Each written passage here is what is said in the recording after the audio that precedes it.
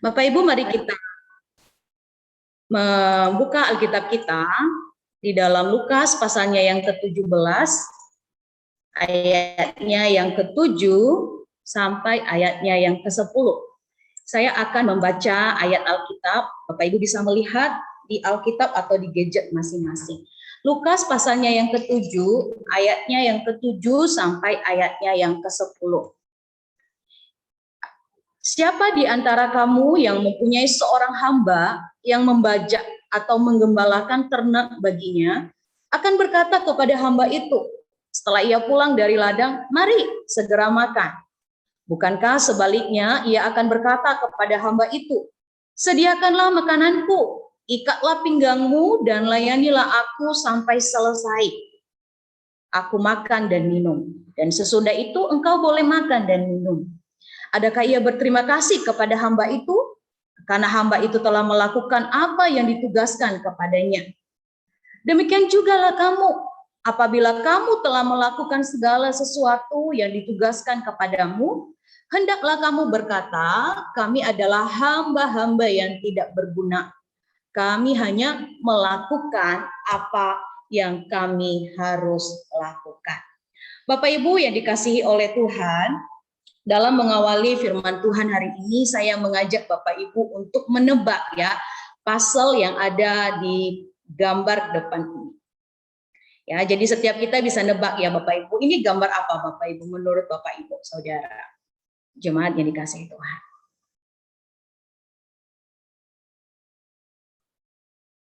Ini gambar apa Bapak Ibu? Pantai. Apa? Gambar langit. Pohon. Pohon, oke. Ada yang kasih jawabannya lagi selain contoh? Akuarium ini. Akuarium. Beda ya, memang pemikiran contoh Nathan ya. Oke, apalagi Bapak Ibu? Nggak ada hukuman ya, kalau salah tidak ada hukuman ya. Ya kan Musa ya? Tidak ada hukuman kalau kita salah ya. Langit, katanya langit. Langit.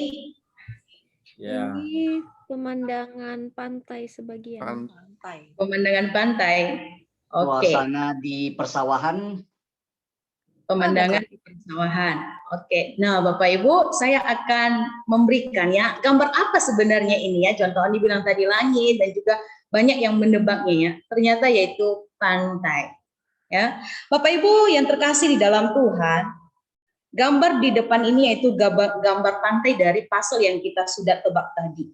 Demikian juga ya, ketika pasal hidup kita tidak utuh, ya, tidak lengkap, maka kita tidak tahu tujuan hidup kita di hadapan Tuhan. Nah, karena itu tema kita hari ini itu ya diambil dari ayat yang ke-10 yaitu hamba harus tahu atau melakukan yang harus dilakukan. Bapak Ibu Saudara yang dikasihi oleh Tuhan, hamba pada waktu itu yaitu di dalam bahasa Yunani yaitu doulos, budak atau pelayan ya. Pada perjanjian baru seorang budak yang telah dibeli oleh tuannya, hidupnya sepenuhnya adalah milik tuannya. Tidak ada lagi hak apapun atas dirinya. Jadi seseorang yang pada waktu itu ya di dalam perjanjian baru kalau sudah menjadi budak, maka tuannya lah yang berhak atas dirinya. Bahkan Bapak Ibu yang dikasihi oleh Tuhan, tujuan hidupnya hanya satu, ya tidak banyak, yaitu melakukan kehendak tuannya. Melakukan apa saja yang diperintahkan tuannya. Kalau tuannya menyuruhnya A, dia harus melakukannya A. Ya, tidak dapat menuntut. Kenapa? Karena dia tidak ada hak lagi untuk dirinya. Yang ada hak sepenuhnya untuk dirinya yaitu tuannya yang telah membeli atau mengupah dia.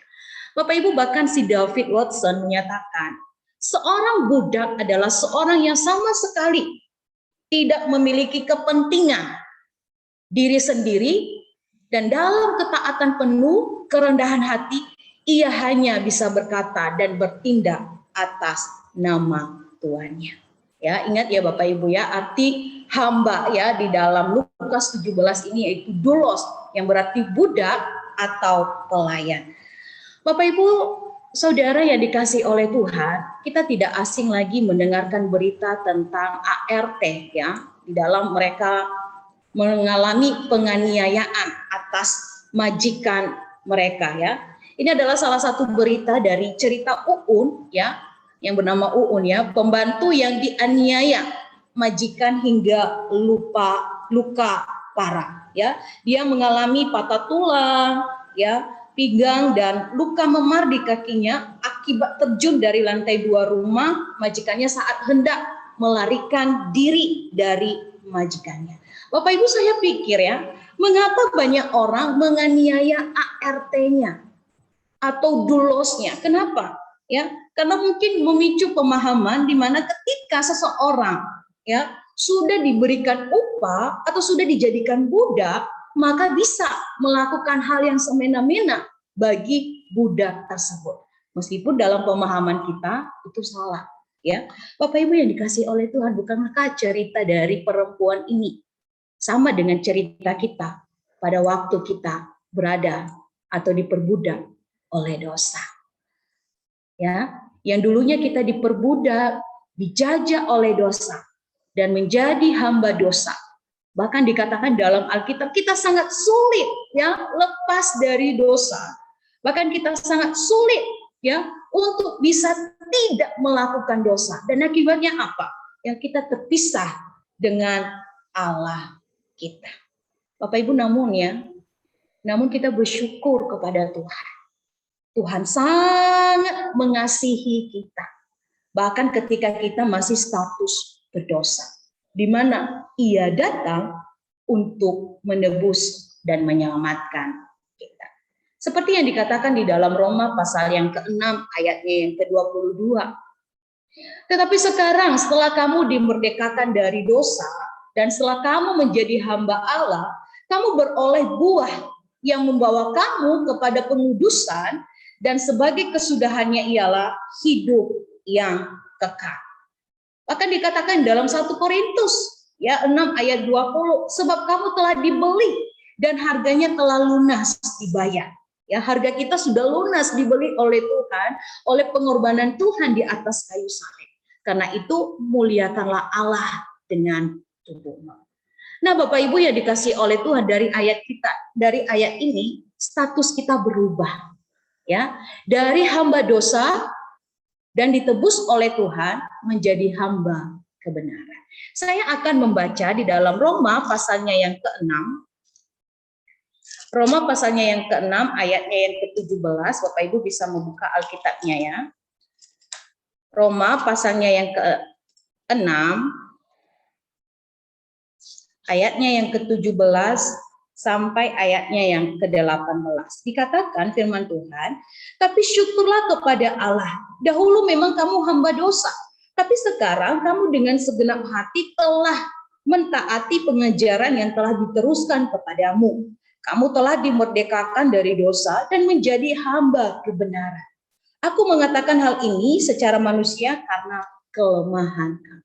Nah, Bapak Ibu yang terkasih di dalam Tuhan, bukankah ini adalah suatu hal berita yang luar biasa, ya, yang dimana kita sudah diperbudak oleh dosa kita sendiri, sekarang kita sudah dimerdekakan oleh Tuhan. Bahkan bukan hanya ditebus oleh Tuhan, Bapak Ibu, kita dipanggil untuk menjadi hamba Allah, ya, hamba kebenaran, dipanggil untuk melayani Tuhan. Bapak Ibu Saudara yang terkasih di dalam Tuhan, bagaimana mungkin ya Tuhan memanggil kita, ya, kita yang melakukan dosa, Tuhan juga yang menanggungnya. Bahkan ketika Tuhan menyelamatkan kita, Bapak Ibu, Ia memanggil kita untuk melayani Dia, ya, melayani Tuhan. Karena itu Bapak Ibu, kalau kita, ya, ketika kita dipanggil melayani, maka hal pertama yang harus kita lakukan yaitu tahu diri. Ya, tahu diri bahwa sebenarnya saya, kamu, dan mereka tidak layak untuk melayani Tuhan. Kenapa? Kita ingat status kita, budak dosa, yang harusnya dibuang, tidak berguna, ya. Tetapi Tuhan datang untuk menebus kita.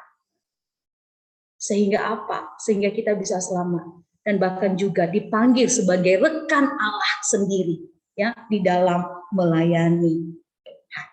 Bapak Ibu Saudara yang terkasih di dalam Tuhan. Rasul Paulus ya, ketika ia dipanggil ya, bahkan ketika ia bertobat di hadapan Tuhan dan menyerahkan diri dalam melayani Tuhan, Rasul Paulus Bapak Ibu ya merasa sadar bahwa dirinya tidak layak untuk melayani Tuhan. Ya, kita tahu ya Rasul Paulus sebelum bertobat apa yang ia lakukan. Ya, ia sangat membenci orang Kristen, yang menganiaya orang Kristen. Bahkan dikatakan di dalam suratnya, menghujat dan seorang penganiaya dan seorang yang ganas akan tetapi dikasihi oleh Tuhan. Ya, ketika Paulus menyadari ya, bahwa Tuhan sudah menyelamatkan dirinya, bahkan bahwa Tuhan berkenan untuk memakai dia sebagai rekan Tuhan, dia merasa tidak layak. Oleh karena background-nya, ya, yang dulunya penghujat, yang dulunya sangat ganas bagi orang Kristen. Karena itu di dalam melayani Tuhan pun Rasul Paulus tidak meninggikan diri. Ia tahu diri, ya, yaitu ia merendahkan diri di hadapan Tuhan. Yang kedua, Bapak Ibu, kalau kita tahu bahwa kita melayani Tuhan oleh karena anugerah Tuhan, ya, seperti lagu yang berkata ya, bukan karena fasih lidahku, bukan karena baik rupaku, bukan karena kebaikanku dan bla bla bla ya. Dan lagu ini mengingatkan kita, bukan karena kamu hebat, kamu dipakai oleh Tuhan saat ini. Ya, bukan karena kamu pintar, bukan karena kamu berasal dari kalangan orang tertentu, kamu dikenankan oleh Tuhan. Kamu bisa jadi berkat, kamu bisa melayani Tuhan baik itu di gereja maupun di tempat kerjamu. Tetapi apa? Hanya semata-mata anugerah Tuhan.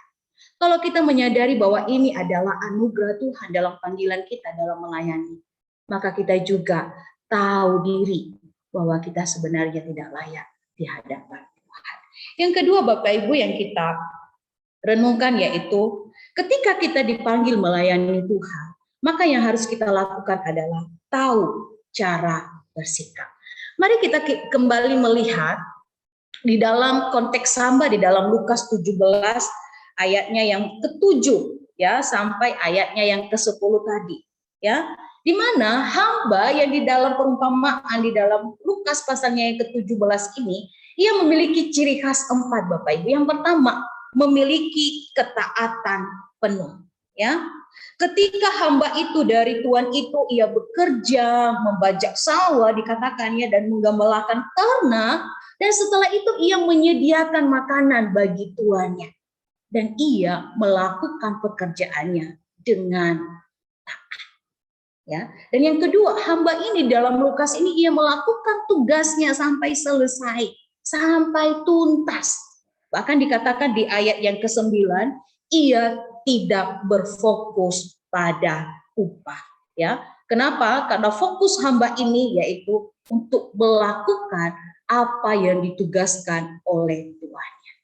Ia fokus melakukan apa yang tuannya kehendaki di dalam dirinya. Ia tahu posisinya. Karena itu ia mengerti dan tahu diri apa yang ia lakukan. Tahu diri bagaimana cara bersikap kepada tuannya. Dan ia memiliki kerendahan hati. Bapak Ibu Saudara yang terkasih di dalam Tuhan. Bagaimana kita saat ini ketika kita melayani Tuhan? Apakah kita sudah memiliki ciri khas ini? Taat pada perintah Tuhan. Melakukan tugas pelayanan kita sampai selesai, sampai tuntas. Tidak bersungut-sungut, ya. Tidak memikirkan untung rugi. Pelayanan itu tidak memikirkan kalau saya untung, maka saya akan melakukan pelayanan ini. Jika saya diberkati, maka saya akan melayani. Kenapa? Karena ketika Tuhan menebus kita, Bapak Ibu, dia tidak berpikir panjang. Apakah manusia ini akan kembali kepada saya, atau manusia ini akan kembali setia kepada saya. Yang Tuhan pikirkan yaitu Ia menyelamatkan kita. Kenapa? Karena kita manusia yang berharga. Bapak Ibu yang dikasihi oleh Tuhan, seorang yang melayani Tuhan harus tahu bagaimana ia bersikap. Ya, Bapak Ibu, di dalam Alkitab orang Farisi beranggapan bahwa kesalehan mereka adalah alasan bagi Tuhan untuk mengasihi mereka. Mereka membanggakan diri dari segala sesuatu yang mereka lakukan. Dan mereka menganggap diri adalah lebih baik daripada orang lain. Dan di dalam Alkitab juga kita belajar ya, sikap yang diajarkan Tuhan Yesus berbeda dengan sikap yang diajarkan oleh orang Farisi. Yang pertama, ketika Tuhan Yesus ya memanggil para muridnya, Tuhan Yesus mengajarkan inti mengikut Dia, yaitu melayani sesama, bukan untuk mencari kemuliaan diri sendiri. Yang kedua, ya setiap kita orang percaya yang mengaku beriman kepada Tuhan, maka kita juga dipanggil sebagai doulos, sebagai pelayan Tuhan dengan peran dan fungsi masing-masing kita. Jadi Bapak Ibu, melayani itu bukan hanya tugas hamba Tuhan di gereja, ya, tetapi kita, semua kita orang percaya. Mungkin kamu sebagai hamba Tuhan, kamu sebagai pegawai kantoran, sebagai direktur di dalam perusahaan. Apakah kamu sudah melayani Tuhan? Apakah di dalam pelayanan kita ya sudah mencerminkan doulos itu di hadapan Tuhan? Sudah mencerminkan Tuhan yang telah menebus kita, yang telah menyelamatkan kita, sehingga kita pun berkata, saya ini hamba yang tidak berguna. Kalau Tuhan pun berkenan saya saat ini untuk melayani Tuhan, itu juga karena anugerah Tuhan. Bapak Ibu yang dikasihi oleh Tuhan, jika pengenalan seseorang kepada Tuhan semakin mendalam, maka ketaatan melayani Tuhan akan jauh lebih mudah dan melakukan apa yang Tuhan kehendaki.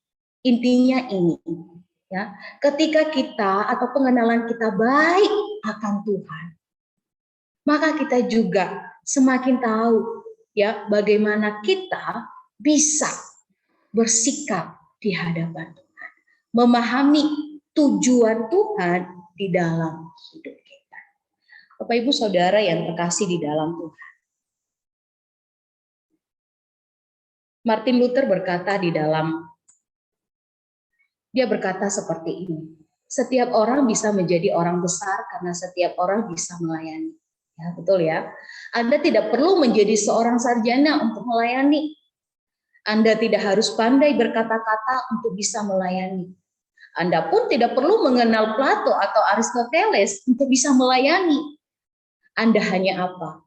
Ya, membutuhkan hati yang penuh kasih karunia, jiwa yang digerakkan oleh kasih.